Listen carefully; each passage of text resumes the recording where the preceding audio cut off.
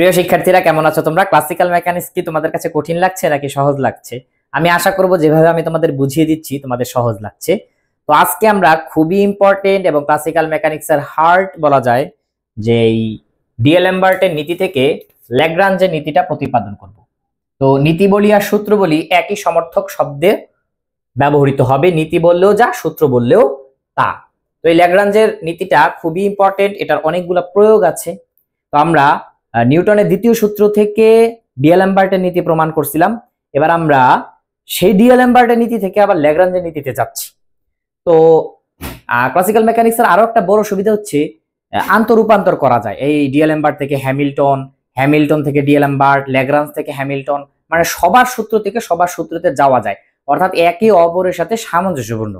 এটি হচ্ছে ক্লাসিক্যাল মেকানিক্সের একটা অন্যতম বৈশিষ্ট্য। তো প্রথমেই আমরা ডিএলেমবার্টের নীতিটা লিখে ফেলবো।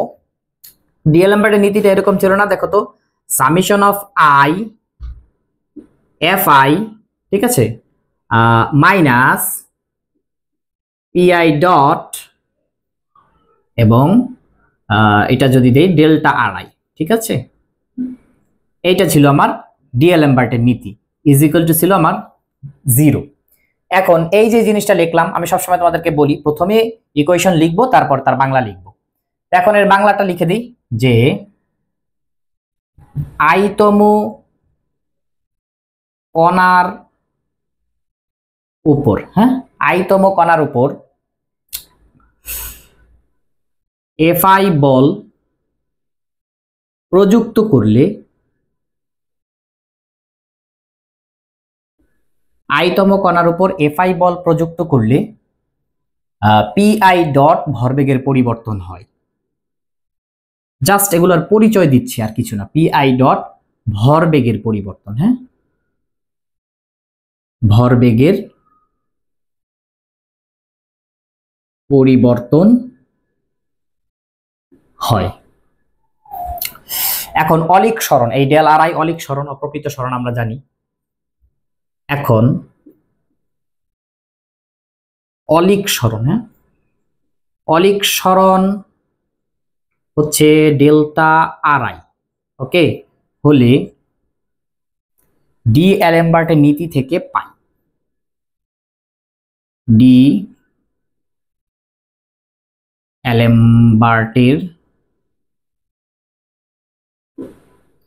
নীতি থেকে বা সূত্র থেকে, যা বলো তাই হবে, নীতি থেকে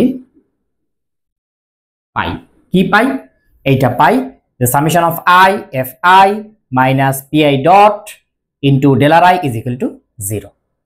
এখন দেখো এটাকে এরকম লেখা যায় কিনা, summation of I F I, এই ডেল আর আই যেহেতু গুণাকারে আছে, ওকে গুণ করে দিলাম, ডেল আর আই মাইনাস আমার কি আছে পিআই, তার উপরে আছে ডট, তাই না, সামেশন অফ আই তো তার সাথেও আছে, তাই না, সামেশন অফ আই আছে, আর আছে কি del R I is equal to কি 0। এখন এই পাশটা মাইনাসের আছে, একে যদি সমান সমানের ওই পাশে দিয়ে দিই তাহলে ও হয়ে যাবে প্লাসের, এখানে আমি দিয়ে দিব অর, ওকে। তাহলে এটা লেখা যায় কিনা? যায়। এবং এখন আমার আলটিমেট সমীকরণটা চলে আসবে, যে সমীকরণকে ধরে আমি মান নির্ণয় করব। এফ আই গুলো ভেক্টর চিহ্ন দিয়ে দেবে সবসময়, ঠিক আছে, যার উপরে ভেক্টর চিহ্ন আছে ভেক্টর চিহ্ন দেওয়াতে কোনো মিস করবে না, ঠিক আছে। F I del R I is equal to summation of I M I R I double dot, ঠিক আছে। আর I M I R I double dot কিভাবে হয়েছে এটা বলবো, হ্যাঁ, এক্ষুনি আমি এটা তোমাদেরকে বলছি, একটা সেকেন্ড জাস্ট ধৈর্য ধরো। এটা হচ্ছে আমার 1 নং সমীকরণ, তাই আমি একটা সমীকরণ বানাইতে পারলাম, এক পর্যন্ত আসছি, মানে আমার অনেক দূর হয়ে গেছে, ঠিক আছে। ডিএলেমবার্টের সূত্র, তাকে ভাঙাইয়া এই লাইনটা আনা। এখন দেখো এখানে একটা সাইড নোট দিবা তোমরা, ঠিক আছে, যে পিআই তার উপর যদি এরকম ডট থাকে তাহলে আমরা কি জানি, তার মানে হচ্ছে ডিপি বাই ডিটি, তাই না, ডিপি বাই ডিটি। এখন ডিপি বাই ডিটি কে কি লেখা যায়? এখানে লেখা যায় ডিডিটি, আর পি মানে হচ্ছে এম ভি। এখন আমরা ক্লাসিক্যাল মেকানিক্সে বেগ ভি কে তো আর ভি ধরবো না, আমরা জানি যে ক্লাসিক্যাল মেকানিক্সে বি ভি মানে হচ্ছে আর ডট, তাহলে কি রইল, এম যেহেতু কনস্ট্যান্ট, ওর কি কোনো কিছু হবে না, ডিফারেন্সিয়েশনও হবে না, তাহলে ওকে ডিফারেন্সিয়েশনের বাইরে রাখলাম, ঠিক আছে। এবং এখানে রাখলাম ডিআরআই ডট ডিভাইডেড বাই ডিটি। তাহলে আলটিমেটলি কি লেখা যায়, এমআই আরআই ডাবল ডট, কারণ একবার তো ডট আছে, আবার ডিফারেন্সিয়েশন করলে দুইটা ডট। আশা করি বুঝতে পারছো। তো এইটা তোমরা দিয়ে দেবে এরকম সাইড নোট আকারে। ওকে, তাহলে গেল আমার এইটুকু। এখন আমার দেখো এই যে সমীকরণটা, এই সমীকরণটার দুইটা পক্ষ হইছে, একটা বাম পক্ষ একটা ডান পক্ষ। এখন এখানে এই যে ডেল আর আই যে অংশটুকু দেখতে পাচ্ছ, এই পাশেও দেখো ডেল আর আই অংশটুকু আছে। এখন এই ডেল আর আই অংশটুকু, উভয় পাশেই ডেল আর আই অংশটুকুর মান আমার কি করতে হবে, বের করতে হবে। তো এখন ডি আর আই এর মানটা কিভাবে বের করব, দেখো তোমরা সবসময় এটা জানো কিনা যে আমি যদি ডেল এক্স এর মান বের করতে চাই, তা আগে তো আমার এক্স এর মান বের করতে হবে, তাই না? তাহলে অনুরূপভাবে আমার যদি এখানে কি আছে যে ডেল আর আই আছে, ডেল আর আই এর মান বের করতে হলে আগে আমার আর আই এর মান কি করতে হবে, বের করতে হবে। তো আশা করি এই জিনিসটা বুঝতে পারছো। তো প্রথমে আমরা এই জিনিসটা বের করে নিই। হ্যাঁ, কি হবে, তো আমরা জানি, এখানে লিখবে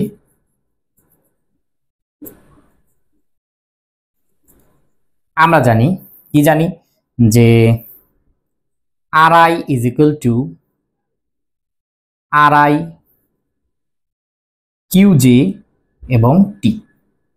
এখন এইটা কি বুঝাইলাম, হ্যাঁ কি বুঝাইলাম, এখানে আর আই হচ্ছে আমার ব্যাসার্ধ ভেক্টর, ঠিক আছে।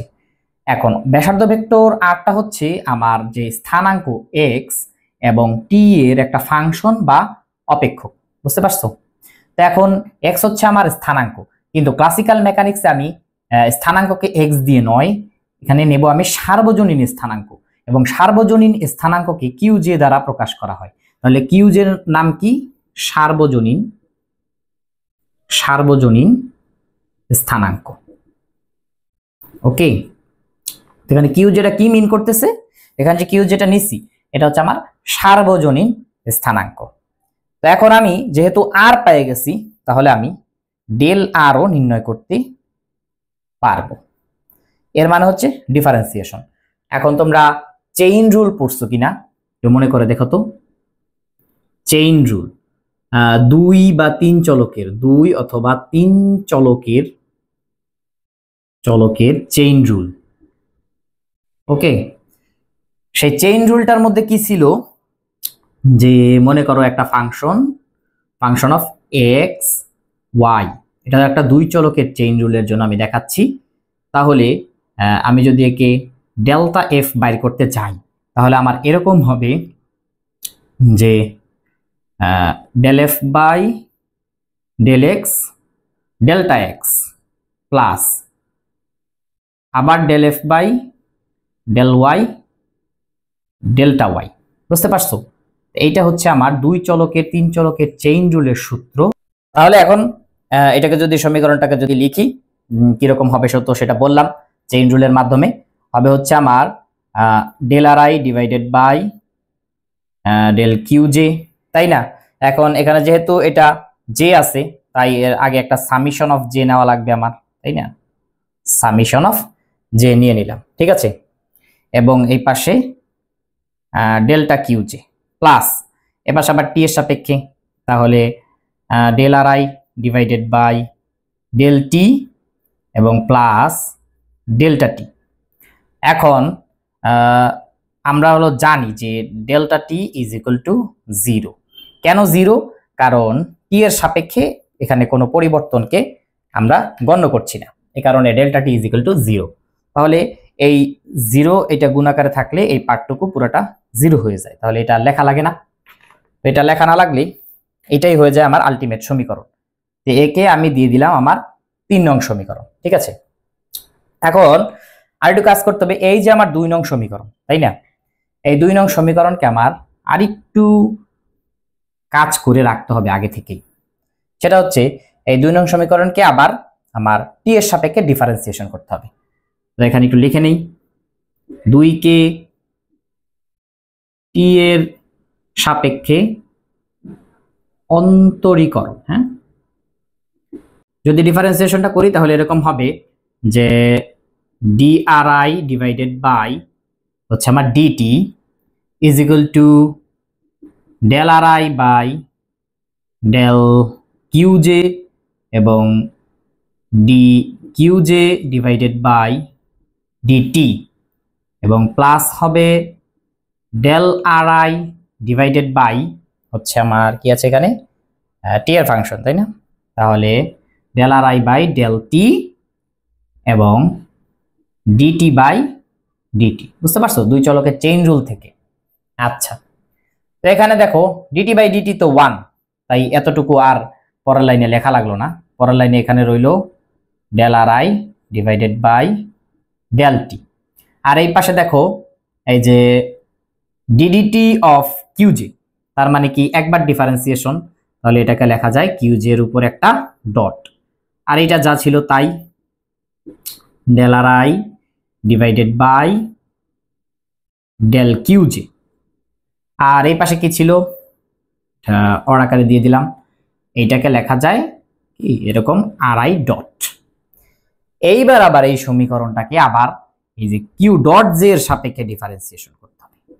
কিউ ডট জে এর সাপেক্ষে অন্তরীকরণ। ওকে, কিউ ডট জে এর সাপেক্ষে যদি অন্তরীকরণ করি তাহলে আমি এরকম পাই যে ডেল আর আই এর উপরে ডট এবং নিচে ডেল কিউজে তার উপরেও কি ডট ইজ ইকুয়াল টু কি, দেখো এই ডেল আর আই এবং ডেল কিউজে এটা তো থাকবেই, এবং যেহেতু আমি কিউ ডট জে এর সাপেক্ষে ডিফারেন্সিয়েশন করতেছি তাহলে এক্স এর সাপেক্ষে যদি ডিএক্স কে DDX of X is equal to 1 হয়, তো ওই রকম কিউ ডট জে এর সাপেক্ষে যেহেতু ডিফারেন্সিয়েশন করতেছি এখানে যদি কিউ ডট জে দিই তাহলে এটা 1 হয়ে যায়, তাই এটা আর লিখলাম না। ওকে, বুঝতে পারো এতটুকু আশা করব। এবং ওই পাশে দেখো কিউ ডট জেই নাই, মানে ওই চলকটাই নাই, চলক না থাকলে ওটা ডিফারেন্সিয়েশন কি 0, তো ওই 0 কে আর কি করা লাগে না, লেখা লাগে না। তাহলে আলটিমেটলি আমি কি লিখতে পারি যে সুতরাং del R I divided by del QJ is equal to del R I dot divided by del QJ তার মাথার উপরে ডট। তাহলে 1 2 3 এটা হলো আমার 4 নং সমীকরণ। এখন দেখো এখানে আমার কোন সমীকরণটা কাজে লাগবে। 1 নাম্বার সমীকরণ তোমার অবশ্যই কাজে লাগবে, 2 নাম্বার আর কাজে লাগবে না, 3 নাম্বার কাজে লাগবে। ঠিক আছে, 3 নাম্বার সমীকরণের এই অংশটুকুর মান আমার এই 1 নম্বর সমীকরণের এখানে এবং এখানে বসিয়ে দেব। ঠিক আছে, তো এইখানে এখানে বসিয়ে দিয়ে আমি এবার সামনের লাইনের ক্যালকুলেশন গুলো শুরু করছি। যে এখানে লিখি 3 এর মান 1 এ বসাই। ওকে, যদি 1 এ বসাই তাহলে দেখো সমীকরণটা এরূপ হবে, সামেশন অফ আই আবার আসছে সামেশন অফ জে। আই তো আগে ছিল, ওই কিউ জে আসার কারণে এই সামেশন অফ জে আসছে। তারপরে আসবে কি আমার এফ আই, তাই না?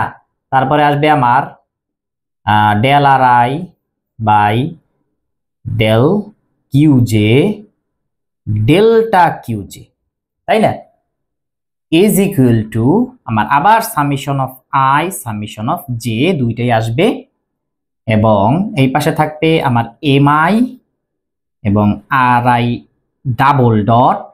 ঠিক আছে, এবং তার সাথে এই অংশটুকু ডেল আর আই এর মান হিসেবে চলে আসবে del R I divided by del Q J delta Q J.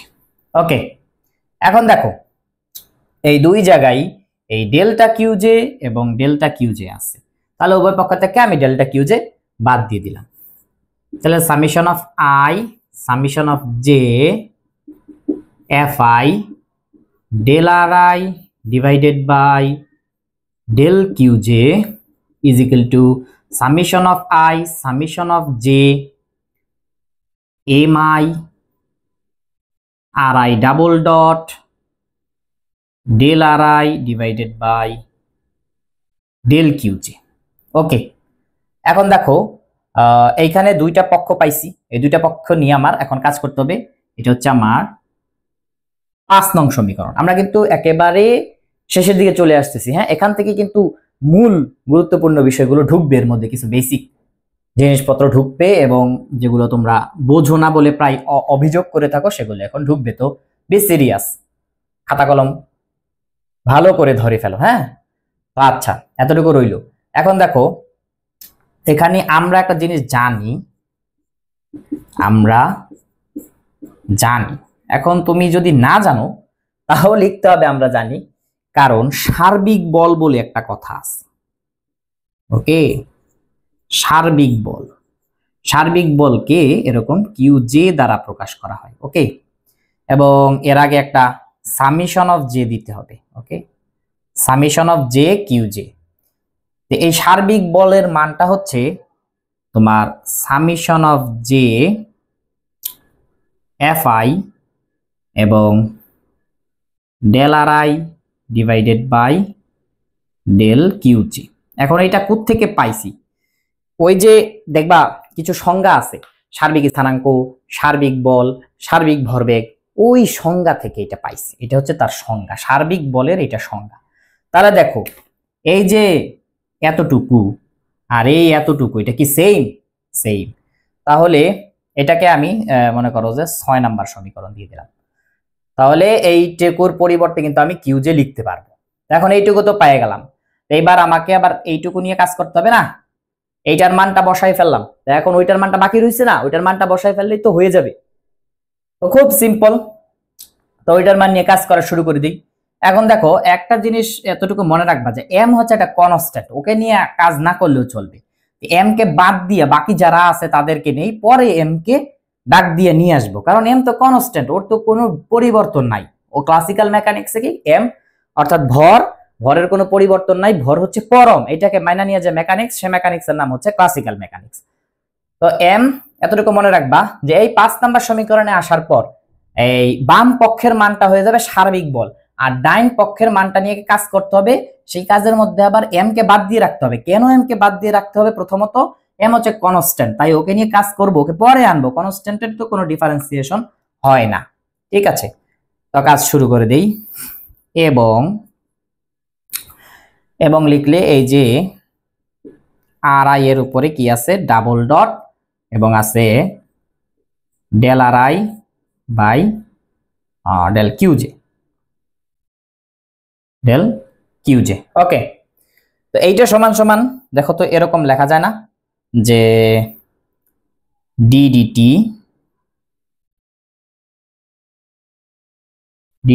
R I dot, মানে দুইটা ডট আছে, একটা ডিডিটি কে বাইর করে দিচ্ছি। দুইটা ডিডি কে যদি বাইর করে দিতাম তাহলে দুইটা ডটই উঠায় দেওয়া যাইতো, তাহলে একটা ডটকে উঠাইছি, তার মানে একটা ডিডিটি দিতে হবে। ঠিক আছে, এবং তার সাথে del R I divided by del Q J.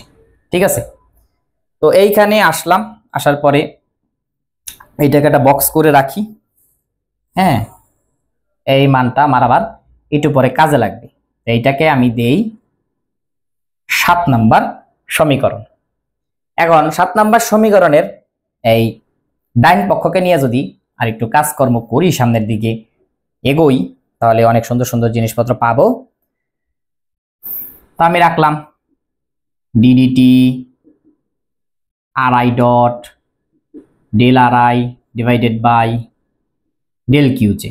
এখন দেখো এটা কি ইউভি সূত্র পড়ছে, তাই না?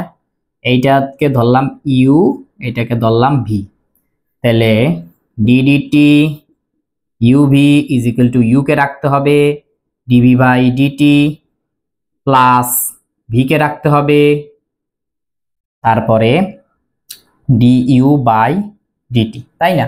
এ সূত্র লেখা লাগে না, তারপরে তোমাদের সুবিধার্থে একটু মনে করিয়ে দিলাম। আমি চেষ্টা করি সকলের যেন সুবিধা হয়। অনেক সময় অনেক সূত্র মনে থাকে না, সেগুলো আমি একটু তোমাদেরকে রিমাইন্ড করি, আবার সেটা মনে করিয়ে দিই। তোমরা হয়তো অনেকে বলবা এত ডিটেলস কি ভাই পড়ানো লাগে, এত ছোট ছোট সূত্রগুলো কি বলা লাগে? ইউভি সূত্র আমরা পারি, জানি আমি, তোমরা পারো, তাও আমি আমার দায়িত্ব বলার, তাই বলবো, একটা লাইনেও অবুঝা ইনশাল্লাহ থাকবে না। আচ্ছা, তারপরে তাহলে এ লাইনে সরাসরি সূত্র করে দিই। এটা যেহেতু ইউ, প্রথমে ইউ কে রেখে দিলাম, এবং ভি কে ডিফারেন্সিয়েশন করলাম, যে del R I by delta Q, del QJ, হ্যাঁ ডেল কিউজে। ওকে, তারপরে প্লাস, প্লাস কি হবে?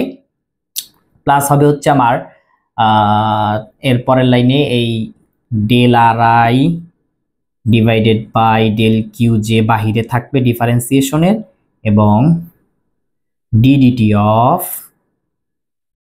আর আই ডট হবে। ঠিক আছে, এইটাই তো হয়। এরপরে যদি ক্যালকুলেশনকে সামনের দিকে আগাই, তাহলে দেখো এইটা যদি সমান সমানের এই পাশে আসে তাহলে কিন্তু মাইনাসের হয়ে যাবে। তাহলে এই রইল আমার DDT R I dot del R I, হ্যাঁ, ডিভাইডেড বাই ডেল কিউজে, তাই না?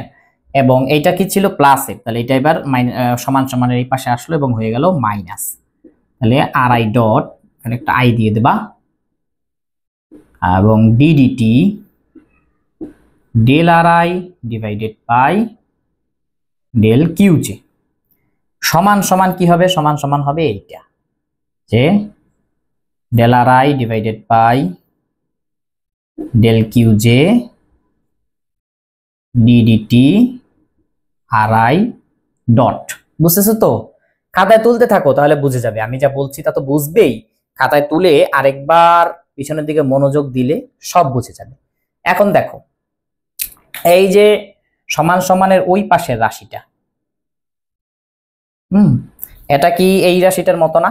দেখো তো, এইটাই কিন্তু, এই যে, তাহলে এটার পরিবর্তে কি এইটা লেখা যায় না, যে R I double dot del R I divided by del QJ, এটা লেখা যায়। তাহলে সুতরাং আমি কি লিখতে পারি, যে R I double dot del R I by del QJ, del R I by del QJ is equal to DDT R I dot del R I divided by del QJ, এটাকে একটু ব্র্যাকেট দিয়ে এরকম করে সুন্দর করে দিলাম, minus R I dot DDT del R I divided by del QJ. Okay, এইটাই তো। তাহলে এলাইনের পরবর্তী ক্যালকুলেশন আবার একটু ওদিক থেকে করছি, হ্যাঁ, যেহেতু এখানে লাইনগুলো সব ফিল আপ হয়ে গেছে। এই 4 নাম্বার সমীকরণটা আমার একটু পরে লাগবেই, কারণ 4 নাম্বার সমীকরণটাকে, তাহলে এর পরের লাইনটা এখান থেকে শুরু করে দিলাম, যে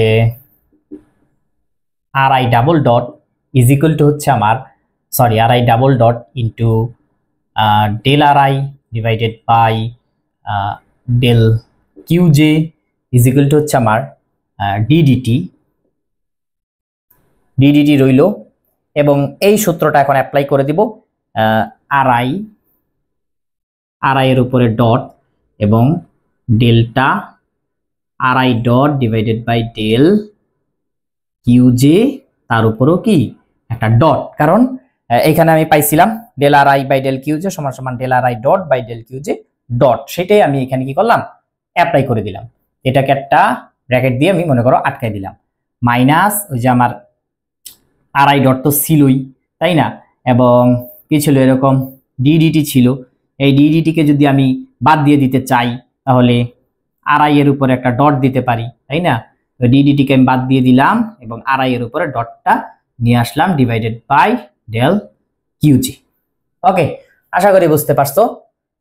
তারপরের লাইনটা কি লিখতে পারি বলতো? তারপরের লাইনটা এরকমই, এই পাশে যা আছে তাই রইল, এই পাশে কোনো পরিবর্তন নাই আপাতত, ওই পাশে কাজ চলছে, ডিডিটি পর্যন্ত আসবে।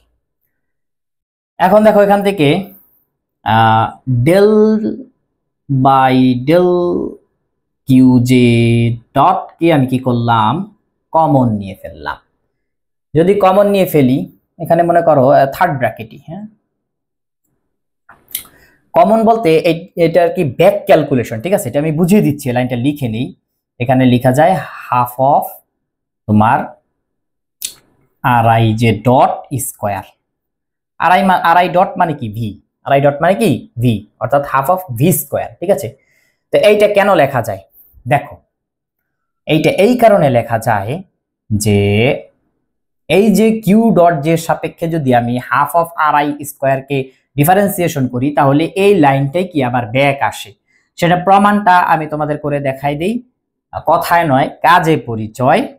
এখানে যেটা আছে কিউ জে ডট এবং half of RI dot square, তাই না। এখন একে যদি ডিফারেন্সিয়েশন করি তাহলে কিউ ডট যে সাপেক্ষে, ডিফারেন্সিয়েশন কিসের সাপেক্ষে, কিউ ডট যে সাপেক্ষে, তাহলে এটাকে আমার প্রথমে ধরতে হবে যে ধরি এটা হচ্ছে এক্স, এক্স কে ধরলে এই পাওয়ারটা আগে আসে না, পাওয়ারটা প্রথমে চলে আসলো এবং হাফ তো আসি, হাফ কোথাও যায়নি এবং আড়াই আসলো, তাই না, এবং এর পাওয়ার কি হলো, পাওয়ার 2 - 1 হলো, মানে 1 হলে পাওয়ারটা লেখা লাগে না, তাহলে আড়াই ডটটা আসলো। এবং যেহেতু এটা এক্স না তাই আরেকবার del RI by del Q dot J ফিরে আসলো, তাই না, এবং এই টু কেটে গেল, তাহলে আলটিমেটলি কি আসলো যে এইটা আসলো RI dot del RI by del Q dot J. তাহলে এটা হচ্ছে এই লাইনটা আর এটা হচ্ছে এই লাইনটা, তাহলে এইটা থেকে এটা ব্যাক যাওয়া যায়, তাহলে এই লাইনটা কি করা যায়, লেখা যায়। তাহলে মাইনাসের কি আসবে, মাইনাস ওই পাশে ঠিক এরকমই একটা জিনিস আসবে, এই del by del Q J থাকবে এবং হাফ অফ আমার যে আরআই ডট স্কোয়ার এইটা থাকবে। ওকে, বুঝতে পারছো। এখন আমি কি করব, উভয় পক্ষে এম দ্বারা গুণ করে দিব, ঠিক আছে, উভয় পক্ষে এম দ্বারা গুণ করে দিলে আমার সলভ হয়ে যাবে প্রায়, বুঝতে পারলে। এর পরের লাইনটা যদি লিখি যে M I RI double dot del RI divided by আমার ডেল কিউ জে, হ্যাঁ এবার আমি সাথে সামিশন অফ জেটাও নিয়ে আসলাম, ঠিক আছে, সামিশনটা এতক্ষণ টেনে আনি নাই, এখন সামিশনটা নিয়ে আসছি। এটা সমান সমান হচ্ছে আমার তোমার এখানে যে লাইনটা ছিল ডিডিটি, ওইটাই DDT third bracket del by del Q dot J ব্র্যাকেটের মধ্যে হাফ অফ, এবার যেহেতু এম কে গুণ করে দিয়েছি এবং আরআই ডট স্কোয়ার মানে কি হাফ এম ভি স্কোয়ার আনছি, এটা টি হয়ে যাবে, বুঝছো। এই গতিশক্তিকে আনার জন্যই এত কাহিনী কিচ্ছা করলাম এতক্ষণ বসে, বুঝতে পারছো, গতিশক্তিকে আমার কি করতে হবে, আনতে হবে। এবং মাইনাসের ছিল কি del by del Q J ওই half of M RI dot square. Okay, তাহলে এইটার পরিবর্তে আমি কি লিখতে পারি, আমি লিখতে পারি DDT del by del Q dot G এবং এইটা মানে হচ্ছে টি, যেটুকুর মান কি টি সমান সমান গতিশক্তি। ওকে, গতিশক্তি হাফ এম ভি স্কোয়ার, আমাদের পরিচিত রূপ যেটা del by del Q J এখানে কি টি। তো এর আগে যেহেতু বলছি যে সামিশন অফ জে নিয়ে আসছি, তাহলে এখানে একটা সামিশন অফ জে দিয়ে দেওয়া লাগে না, তো দিয়ে দিলাম সামিশন অফ জে। এখানেও আছে মনে করো আমার একটা সামিশন অফ জি, তাহলে এটা কার মান আসছে? এর মানটা হচ্ছে এইটার মান। হ্যাঁ, এইটার মান হচ্ছে এইটা আসছে। ওকে, বুঝতে পারছো? মানে এইটা ছিল কি আমাদের, সেই মনে আছে? এই যে এতটুকুর মান, তাহলে এতটুকুর মান আইসা দাঁড়াইছে এইটা, আর এই এতটুকু এর মান তো আগেই বাইর করে আসছি এইটা। এখন এইটাকে একটা সমীকরণ ধরি 7, এটা হচ্ছে আমার সেই 8 নাম্বার সমীকরণ। তাহলে এখন আমার কি করতে হবে, যে 6 এবং 8 এর মান 5-এ বসিয়ে দিতে হবে। আমরা কথাটা লিখি, 6 ও 8 এর মান কি করি, 5-এ বসাই। যদি বসাই তাহলে আমি এরকম পাবো, summation of J Q J is equal to summation of J D DT del T by del Q J dot, okay, minus del T by del Q J. Okay, এইটাই আমার ল্যাগ্রাঞ্জের সমীকরণ। তাহলে এখানে এসে আমি লিখে দিব যে প্রমাণিত। বুঝতে পারছো? তাহলে আশা করি ল্যাগ্রাঞ্জের সমীকরণটা কিভাবে প্রমাণ করতে হয় তোমরা সেটা খুব সুন্দরভাবে বুঝতে পেরেছো, এবং এটা আসলে কিন্তু তোমরা প্রায় 10 মার্কস, ওকে, 10 মার্কস পেতে পারো। 10 to 7 বা 6 তো 100% পাবাই, এবং এটা আসার সম্ভাবনা 100% যদি গতবার না এসে থাকে। তাহলে এটা এমন একটা প্রশ্ন যাকে বলা যায় যে আসবেই, এবং বেসিকের জন্য 100% ইম্পর্টেন্ট একটা প্রশ্ন। একটা লাইনও বুঝো নাই এমন কিন্তু হইতেই পারে না, 100% বুঝতে পারছো বলে আমি আশা করি। তো কেমন লাগলো ক্লাসটা, এবং নেক্সট আরো কি কি ক্লাস তোমরা চাও কমেন্টে জানাতে পারো। আজ এ পর্যন্তই, আল্লাহ হাফেজ।